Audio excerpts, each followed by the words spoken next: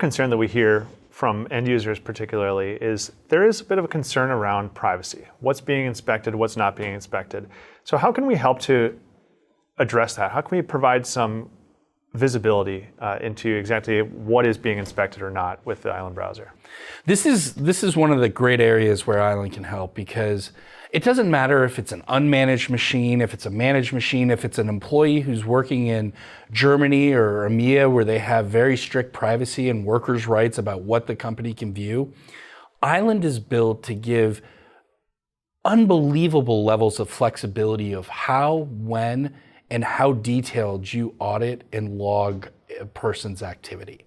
In fact, we've gone so far as to put awareness indicators at the URL bar for the user to understand when the company's monitoring their behavior in an application and when it's completely anonymized and private. So they know very distinctly, I'm being monitored in a web application that's trusted by my organization and sanctioned, and now I moved over to my personal financial site, or I moved over to my medical healthcare site, and I'm completely anonymized and nobody's tracking my behavior. Those simple indicators and policies allow us to demonstrate privacy to our end users like they've never seen before, because our security solutions aren't relying upon eroding that privacy to inspect the transaction. We do the inspection in the browser, we determine if it's malicious or bad there, and then the company at the end of the day doesn't need to know what the material was or what the end user was doing. They can just prevent or allow the transaction based on their own security policies. One important factor to consider in this process too is when I deploy Island, I can live in a number of different modalities. I can be your full browser if I choose to, and what Brian's talking about is perfect because we can create the separate line of separation between the work and the personal. I can also live in a place where Island's enforced just for the critical applications. So if you're living in a world of the devices that you don't own, like contractors, third parties don't want thick agents installed on their machines from the people they work with. They control those devices. They have their own footprint they have to manage. Your BYOD machine that you have at home, you want to be able to work on it, but you want to have work go so far on that device. And so the browser can live in a state where it's in a place where it can live alongside existing browsers. And as a result, live in a place where when you assert the browser, it's just for the work. When you're working in the other places, that's fine. It's your personal space. We don't have to impede on that. Another factor that we've heard a lot is that there's a perception out there that for users particularly, that security tools may overstretch in terms of their privacy, that their company might be inspecting all their web traffic, for example. How do we address that? Yeah, if you go back and contemplate some of the things we talked about security having to do unnatural things to impose its will on traffic and actions on an OS level, that holds true of privacy. In order to effectively inspect that, you have to tear down the lines of privacy to see inside what's actually taking place. Now, in the US, we've come to terms with that, right? A lot of times when we're on our work laptop or on our work networks, we don't really have an expectation of privacy in the most strict sense.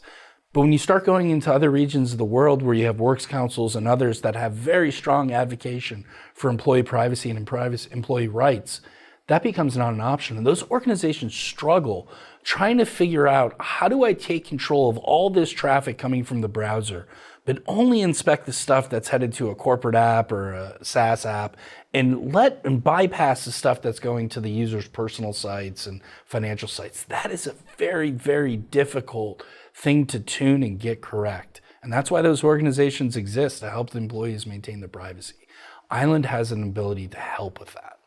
Yeah, and an important part of that is what's often missing, as well as the transparency. So Brian talked a lot about when you get outside the US, there are things you have to abide by. And many times it is the transparency and what the user is going to experience. Context matters. So one of the things we built a set of facilities to be able to provide context to the end user in the right scenarios, to say, hey, look, this is a place where we're governing data in this way. This is the type of policy you're following under. Or when you're in a world that's private, to be able to provide indicators. This is a world of private. We're not monitoring. There's no logging that's occurring. That where the org can have direct communication to the user in that process in a very English-like way, standard way.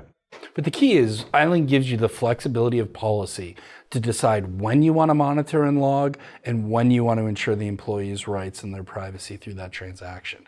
That flexibility is paramount in today's world and our today's workforce. And even something as simple as an error message. If you're a purely network tool, where does that error message go? It's visible maybe to the admin, but not to the end user. Yeah, it's one of the biggest problems with a lot of the network tools today, and really having a control outside of the browser is it loses the context of what you were trying to do.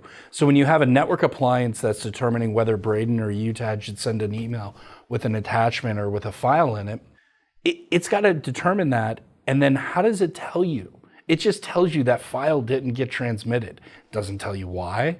Doesn't tell you shouldn't try again. And so as a user, you get frustrated just clicking that button over and over again, saying there must be some mistake. That's a terrible user experience. Get that control closer to the user, include the context. You can't send that file because it's got sensitive and proprietary information, and you're not allowed to send it to an unsanctioned site. The user understands the instruction, they understand why it was blocked, and they won't try it again. This is maybe a simple point, but an important one, that by putting these controls inside the browser, as you said, the end user is inside the browser and that control plane is inside the browser, so that both those constituencies, the security admin or the IT admin and the user, are all communicating in that same place. Yeah, it's a very important part of what Island's all about, is providing the facilities to where the user has the context directly from the security control where appropriate. As Brian talked about earlier, this is all dictated by policy. So policy makes decisions about how you'll communicate to your users when the right time is, but provides a number of facilities to make things transparent where necessary, especially given geographical requirements as they may arise.